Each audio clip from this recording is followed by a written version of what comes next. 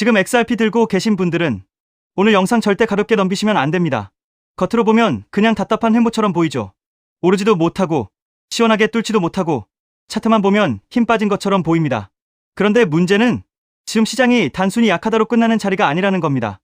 겉에서는 거래가 줄고 있고 개인들은 점점 지쳐가고 있고 손실 구간에 들어간 물량은 늘어나고 있는데 정작 그 와중에 큰손들은 조용히 물량을 모으고 있습니다. 이게 왜 중요하냐면요. 보통 시장이 정말 끝났을 때는 큰 자금도 같이 빠집니다. 그런데 지금은 이상하게도 표면은 차갑고 수에서는 누군가 계속 쓸어담고 있는 흐름이 나오고 있습니다. 여기서 가장 위험한 건 겉모습만 보고 판단하는 겁니다. XRP 끝난 거 아니야? 이제 힘 없는 거 아니야? 거래량도 죽었는데 뭐가 더 있겠어? 이렇게 생각하기 쉬운데 지금 데이터는 오히려 그렇게 단순하게 말하면 안 된다고 보여주고 있습니다. 왜냐? 지금 XRP는 그냥 조용한 코인이 아니라 거래량은 말라가는데 고래는 매집하고 현물은 힘이 없는데 파생은 과열되고 손실 구간은 커지는데 완전히 무너지는 모습은 또 안 나오는 굉장히 복잡한 자리에 들어와 있기 때문입니다. 쉽게 말하면 아무 일도 없는 것처럼 보여서 더 위험할 수 있고 또 반대로 아무 희망도 없어 보일 때 큰 방향이 준비될 수도 있는 자리라는 겁니다. 그리고 오늘 이 영상을 끝까지 보시면 지금 XRP가 왜 이렇게 답답한지, 왜 개인들은 지치는데 큰손은 계속 모으는지, 지금 조심해야 할 포인트는 뭔지, 그리고 나중에 정말 크게 움직이려면 어떤 조건이 필요한지까지 한 번에 정리되실 겁니다. 지금부터는 감정이 아니라 데이터로 보겠습니다. 먼저 지금 시장 전체 분위기부터 봐야 합니다. 비트코인, 이더리움, XRP. 이 주요 자산들이 전부 중요한 저항 구간을 시원하게 돌파하지 못하고 있습니다. 이 말은 뭐냐? 시장 전체에 강하게 위로 밀어 올릴 힘이 부족하다는 뜻입니다. 비트코인은 위에 저항이 있고 이더리움도 마찬가지로 상단을 뚫지 못하고 있고 XRP는 또 다른 모습으로 하락 채널 안에서 답답하게 방향을 찾고 있습니다. 그러니까 XRP만의 문제가 아니라 시장 전체가 지금 위로 확 치고 나갈 만큼 강한 분위기가 아니라는 거죠. 여기서 중요한 건 XRP가 지금 강한 상승 직전의 눌림처럼 보이는 게 아니라 아직은 매수세가 확실하게 살아났다고 보기 어려운 구도라는 점입니다. 보돌트로 봐도 그렇습니다. RSI, MACD 같은 것들이 상승 에너지가 강하게 붙는 모습보다는 조금씩 힘이 약해지는 쪽에 가깝게 나오고 있습니다. 어렵게 보실 필요 없습니다. 쉽게 말하면 차가 언덕을 올라가야 하는데 엔진 힘이 부족해서 올라가는 척하다가 자꾸 밀리는 상태라고 보시면 됩니다. 그러니까 지금 자리에서 무조건 곧바로 시원한 반등이 나온다고 단정하는 건 조심할 필요가 있습니다. 그런데 여기서부터가 진짜 중요합니다. 표면적으로는 시장이 식어가고 있는데 그 뒤에서 움직이는 돈의 방향은 다릅니다. 최근 XRP 거래량은 전반적으로 줄어들고 있습니다. 거래량이 줄었다는 건 사람들이 적극적으로 달려들지 않는다는 뜻입니다. 쉽게 말하면 시장 참여자들이 지금은 확신이 없어서 지켜보고 있다는 겁니다. 이런 구간에서는 대부분의 개인 투자자들이 지칩니다. 오르지도 않고 내려도 애매하고 뉴스는 많은데 가격은 반응이 없고 그러다 보니 거래를 줄이게 됩니다. 그런데 바로 이 시점에 고래들은 다르게 움직이고 있습니다. 100만 개에서 1억 개 수준의 XRP를 보유한 고래 지갑들이 최근 들어 계속 매집 흐름을 보이고 있다는 겁니다. 이건 굉장히 중요한 신호입니다. 왜냐하면 개인이 지쳐서 손을 놓는 구간에 큰 자금이 들어온다는 건 최소한 그들은 지금 가격대에서 뭔가의 가치를 보고 있다는 뜻이기 때문입니다. 물론 이것만 보고 당장 폭등한다고 말할 수는 없습니다. 하지만 적어도 아무도 관심 없는 완전한 끝자리라고 보기도 어렵다는 겁니다. 이걸 쉽게 비유하면 이렇습니다. 지금 시장은 가뭄 같은 시기입니다. 일반 사람들은 비가 안 오니까 농사 포기하고 쉬고 싶어집니다. 그런데 자본이 크고 경험이 많은 쪽은 이럴 때 오히려 저수지를 넓히고 물을 받을 준비를 합니다. 비가 다시 올 때 가장 많이 담기 위해서죠. 지금 고래들의 움직임이 딱 그런 그림에 가깝습니다. 당장 오늘 내일의 작은 변동보다 나중에 환경이 바뀌었을 때를 보고 조용히 포지션을 쌓는 흐름일 수 있다는 겁니다. 그런데 또 하나 같이 봐야 할 게 있습니다. 지금 XRP 유통량의 상당 부분이 손실 구간에 들어와 있다는 점입니다. 이 말은 꽤 많은 물량이 현재 가격 기준으로 수익이 아니라 손실 상태라는 뜻입니다. 이게 왜 중요하냐? 손실 구간이 커지면 일단 사람들은 쉽게 못 팝니다. 팔면 손실이 확정되니까요. 그래서 한편으로는 대규모 투매가 바로 터지지 않을 수도 있습니다. 그런데 반대로 생각하면 시장 분위기가 좋지 않은 상태에서 새롭게 현물을 적극적으로 사줄 사람도 부족하다는 뜻이 됩니다. 즉, 팔 사람도 확 줄고 살 사람도 확 줄어든, 말 그대로 꽉 막힌 시장이 되는 겁니다. 여기서 더 흥미로운 건 현물은 둔한데 파생상품 거래는 오히려 급증하고 있다는 점입니다. 이건 무슨 뜻이냐? 실제로 코인을 사서 모으는 자금보다 방향성에 베팅하는 단기 자금이 더 빠르게 붙고 있다는 뜻입니다. 쉽게 말해 진짜로 모으는 돈보다 위냐 아래냐 맞추려는 돈이 늘고 있다는 겁니다. 이 구조는 굉장히 조심해야 합니다. 왜냐하면 현물 시장이 탄탄하면 가격이 흔들려도 바닥에서 받아주는 힘이 생기는데 현물은 약하고 파생만 과열되면 작은 뉴스 하나에도 위아래로 크게 흔들릴 수 있기 때문입니다. 지금 XRP가 딱 그런 가능성을 품고 있습니다. 겉으로 조용하다고 안전한 게 아니라 오히려 현물의 체력이 약한 상태에서 파생의 열기만 올라오면 변동성이 갑자기 커질 수 있습니다. 그래서 지금 자리는 흥분해서 달려들 자리라기보다 구조를 제대로 읽어야 하는 자리입니다. 그러면 많은 분들이 가장 궁금해하실 겁니다. 그럼 XRP가 다시 크게 가려면 뭐가 필요하냐? 여기서부터는 조건을 봐야 합니다. 첫 번째, 비트코인이 시장 전체 분위기를 무너뜨리지 않고 강하게 버텨줘야 합니다. 결국 알트코인도 시장 대장인 비트코인의 심리 위에서 움직이는 경우가 많기 때문에 비트코인이 안정적으로 강세를 유지하는 게 중요합니다. 두 번째, 기관 자금이 다시 꾸준히 들어와야 합니다. 시장은 결국 큰 돈이 방향을 만듭니다. 개인 몇 명이 모인다고 거대한 저항을 뚫기는 어렵습니다. ETF든 펀드든 큰 자금이 계속 들어와야 XRP도 단순 반등이 아니라 추세 전환 쪽으로 갈 힘이 생깁니다. 세 번째, 지금 고래들의 움직임이 단기 매매가 아니라 진짜 장기 포지션 축적이어야 합니다. 잠깐 사고 잠깐 파는 흐름이면 시장을 흔들 뿐입니다. 하지만 지금 구간에서 고래들이 계속 물량을 잠그는 쪽으로 간다면 그 자체가 나중에 공급 압박을 줄이는 힘이 될 수 있습니다. 네 번째, 차트상 큰 저항 구간을 실제로 돌파해야 합니다. 아무리 스토리가 좋아도 중요한 가격대를 못 넘으면 시장은 또 의심합니다. 결국 모두 다 인정하는 그림이 나오려면 저항 돌파가 확인돼야 하고 그때부터 분위기는 완전히 달라질 수 있습니다. 정리하겠습니다. 지금 XRP는 겉으로 보기엔 힘이 없어 보입니다. 거래량도 줄고 있고 시장 분위기도 무겁고 현물 매수 심리도 강하지 않습니다. 하지만 그 안을 뜯어보면 고래는 조용히 매집하고 있고 손실 구간 확대 속에서도 시장은 완전히 무너지지 않고 있으며 파생 쪽 열기는 오히려 커지고 있습니다. 이 말은 곧 지금 자리가 단순히 끝난 자리가 아니라 큰 방향이 나오기 전에 시장 참여자들을 가장 지치게 만드는 구간일 수도 있다는 뜻입니다. 물론 아직은 마냥 낙관할 단계는 아닙니다. 현물이 약한 상태에서 파생이 과열되면 변동성은 더 커질 수 있고 단기적으로는 흔들림도 충분히 나올 수 있습니다. 하지만 반대로 이런 조용한 구간에서 누가 모으고 있는지 어떤 조건이 갖춰지고 있는지를 보는 사람들은 시장의 다음 장면을 조금 더 빨리 읽을 수 있습니다. 지금 XRP는 겉만 보면 정체, 속을 보면 준비입니다. 그리고 시장은 늘 대부분이 지쳐서 고개 돌릴 때 다음 방향을 만들기 시작했습니다. 여기에 더해 또 중요한 내용, SEC 소송이 사실상 완전 종식되었습니다. 이 소송이 끝난다는 것은 단순한 사건 종료가 아닙니다. 리플 채택이 본격적으로 증가할 수 있는 출발점이 된다는 의미입니다. 그렇게 되면 리플의 파트너사들, 특히 금융권에서 리플 시스템을 도입하는 흐름이 마치 밀물처럼 빠르게 확대될 가능성이 있습니다. 여기서 한 가지 생각해볼 질문이 있습니다. 금융권이 정말 리플을 채택하기 시작하면 어떤 변화가 일어날까요? 그런데 금융권의 요구는 생각보다 단순하지 않습니다. 국가마다 규제가 다르고 지역마다 금융 환경이 다르기 때문입니다. 이러한 다양한 요구를 하나하나 대응하려면 리플 역시 지금보다 훨씬 높은 확장성을 확보해야 합니다. 그래서 자연스럽게 리플에게도 레이어2라는 개념이 굉장히 중요한 요소로 떠오르게 됩니다.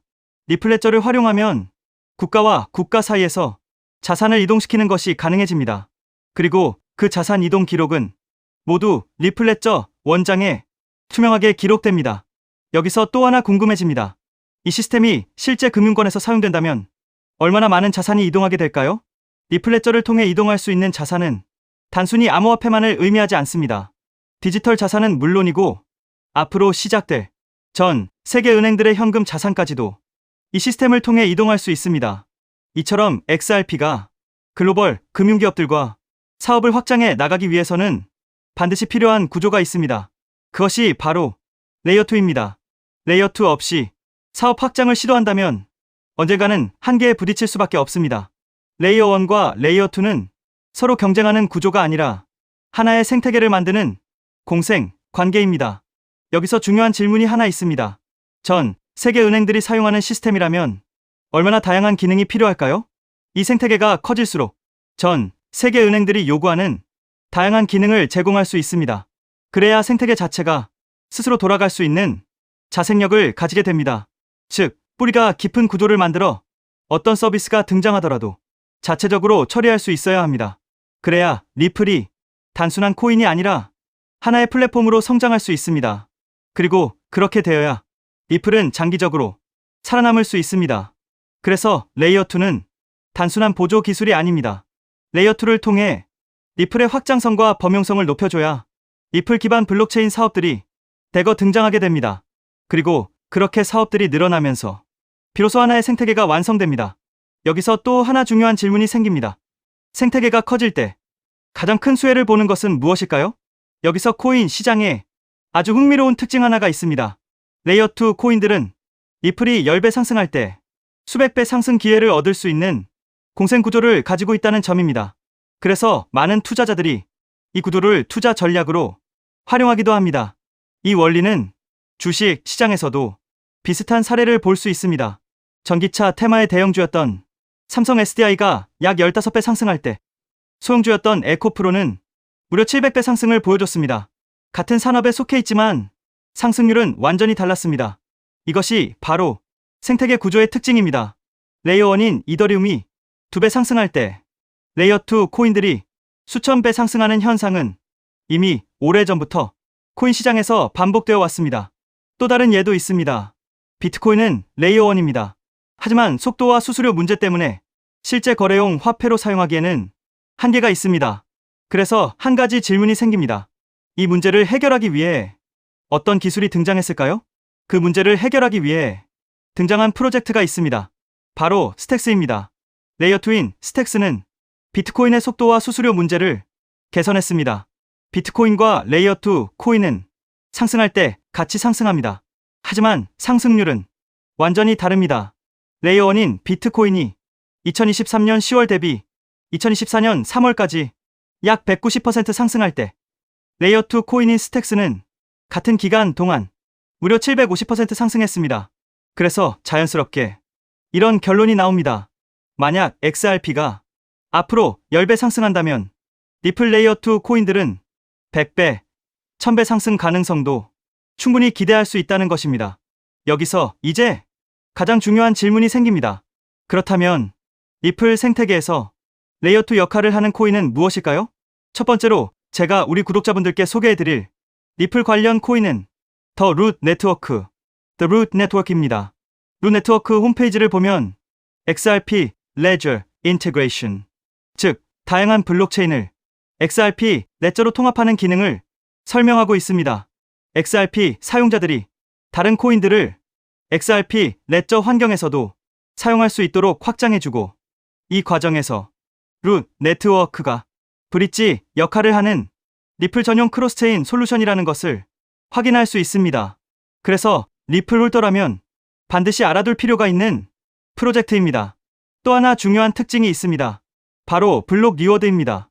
리워드는 블록체인 네트워크 유지에 기여하는 채굴 활동에 대한 보상인데, 이 보상이 XRP로 지급됩니다.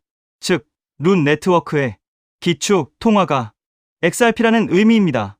더 루트 네트워크는 XRP 확장을 위한 역할을 하지만 이더리움의 EVM 구조를 기반으로 레이어1을 개발한 프로젝트이기 때문에 직접적으로 XRP 체인을 사용하지 않는다는 한계도 존재합니다. 하지만 지금 소개하고 있는 이 코인은 리플 블록체인에서 개발된 유일한 레이어2 프로젝트입니다. 그래서 향후 XRP가 10배 상승한다면 이 코인은 100배, 1000배 상승 가능성도 충분히 기대해 볼 수 있습니다. 여기서 많은 분들이 이 질문을 하실 수 있습니다. 도대체 이 코인은 어떤 구도를 가지고 있을까요? 이 코인 홈페이지를 보면 메인 화면에 XRP 생태계를 위한 사이드체인이라는 프로젝트 목표가 명확하게 적혀 있습니다. 사이드체인은 XRP 체인을 더 원활하게 구동할 수 있도록 지원해주는 체인을 의미합니다. 그래서 XRP 생태계가 커질수록 이 코인의 사용처도 폭발적으로 늘어날 수 있습니다. 또한 이 코인의 이용자가 늘어날수록 XRP 역시 더 안정적인 환경에서 서비스를 제공할 수 있습니다. 그래서 이 두 코인은 공생 관계라고 볼 수 있습니다. 이 코인의 백서를 보면 XRP 레저의 포크라고 설명되어 있습니다. 하드포크와 비슷한 개념인데 XRP의 장점은 유지하면서 레이어2의 핵심 가치인 확장성을 개선하기 위해 추가적인 코드 개발 가능성을 열어둔 구조입니다. 그래서 이 프로젝트는 레이어2 스마트 컨트랙트를 담당한다고 설명하고 있습니다. 향후 리플 생태계에서는 결제는 레이어1, 즉 리플 레저에서 처리되고 어플리케이션과 서비스 영역은 레이어2인 이 프로젝트를 통해 처리될 가능성이 있습니다. 사실 이 부분 때문에 리플 기술 커뮤니티에서는 하나의 우려가 나오고 있습니다. 앞으로 이 코인으로 수요가 너무 많이 몰릴 수 있다는 것입니다.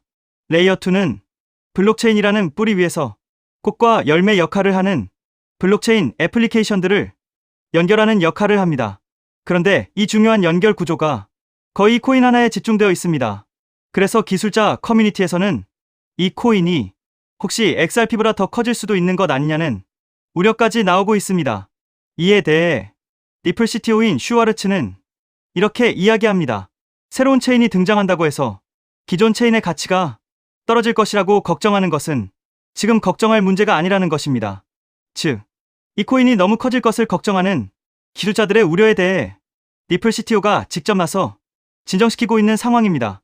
이 장면만 봐도 이 프로젝트가 얼마나 중요한 위치에 있는지 충분히 알 수 있습니다. 이 코인은 재작년 12월에 출시된 아직 2년도 되지 않은 초기 프로젝트입니다. 현재 가격은 약 166원, 그리고 시가총액 역시 약 60억 수준입니다.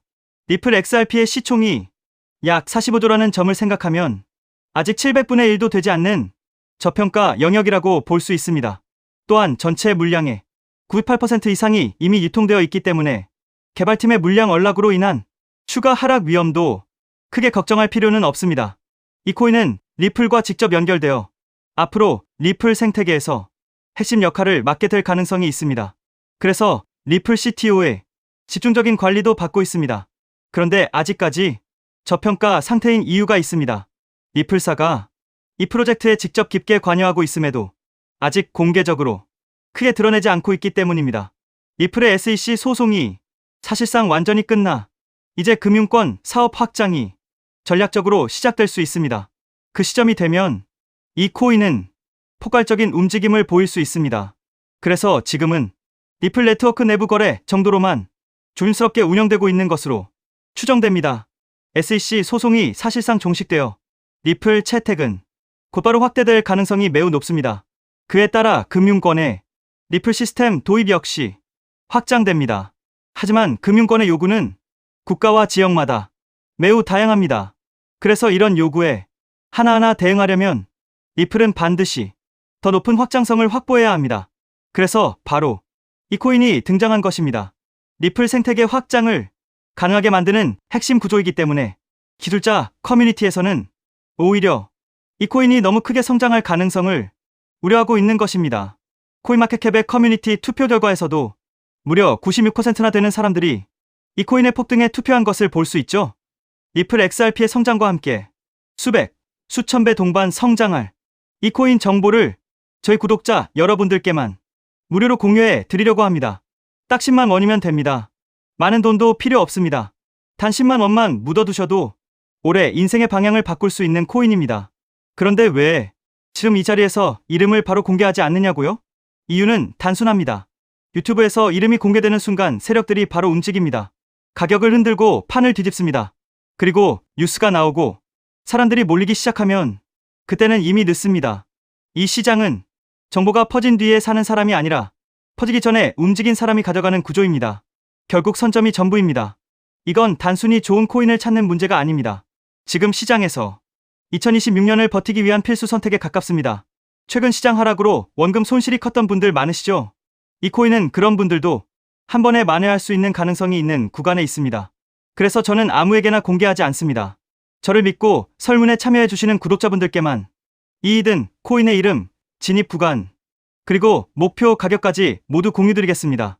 당연히 저는 10원도 요구하지 않고 무료로 우리 구독자분들께만 공유해 드릴 겁니다. 왜? 돈도 안 받고 이런 정보를 알려주냐고 하시면 제 유튜브 채널 좀 키워보고 싶어서가 다여서 구독과 좋아요 한 번씩만 부탁드리겠습니다. 방법은 간단합니다. 제가 아래 설명란에 구글 폼 링크 하나를 달아놓겠습니다. 이 링크는 여기 설명 보기를 클릭하시면 볼 수가 있는데요. 이 구글 폼 링크를 눌러보시면 이러한 창이 뜰 겁니다. 그러면 여기 구독자께만 드려요에 체크를 해주신 다음 리플 레이어2 코인 정보를 공유받으실 연락처를 자세히 적어주신 다음에 여기에 있는 제출을 눌러주시면 저에게 이 구글 폼이 날아오게 됩니다. 그러면 제가 이 구글 폼을 확인하자마자 적어주신 연락처로 연락드려서 제가 구독자인지 확인만 간단히 빠르게 한 다음 아까 말씀드린 리플 레이어2 코인 정보를 바로 공유해 드리도록 하겠습니다. 이 코인이 아마 2026년에 졸업 코인으로 이름을 올리게 될 수도 있을 겁니다. 최근 원금 손실이 컸던 분들도 한 번에 만회하고도 남을 수 있으니 최대한 서둘러 준비하셔서 제대로 된 수익을 만들어 보셨으면 합니다. 우리 구독자 여러분 힘내시고 긴 영상 끝까지 시청해 주셔서 감사드리며 마지막으로 구독과 좋아요 한 번씩 부탁드리면서 마무리하겠습니다. 끝까지 시청해 주셔서 감사합니다.